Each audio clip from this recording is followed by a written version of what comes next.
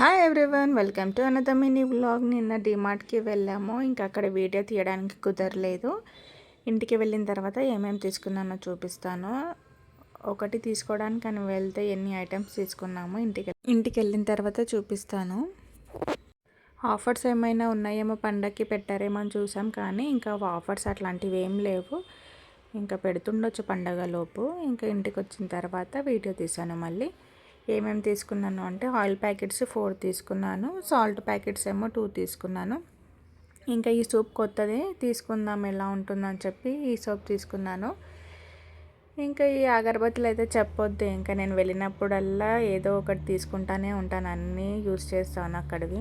Dry fruits అయితే రెగ్యులర్గా తింటాం, అసలు ఈ మధ్య తినట్లేదు అని చెప్పి మళ్ళీ తీసుకున్నాము. ఇంకా బియ్యం పిండి అయితే డైలీ యూజ్ చేస్తాను, గడపకి డైలీ బొట్టు పెడతాం కాబట్టి నాకు బియ్యం పిండిగా యూజ్ చేస్తాను. ఇంకా గిన్నెలు 9 ఇవి 2 తీసుకున్నాను.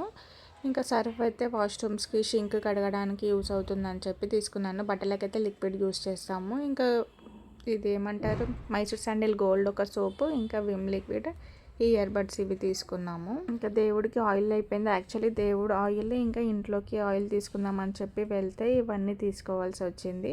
ఇంకా షుగర్, బాస్మతి రైస్ కొన్నే తీసుకున్నాను ఈసారి. చూద్దాం ఇవి వండిన తర్వాత ఎలా ఉంటాయి అని చెప్పి.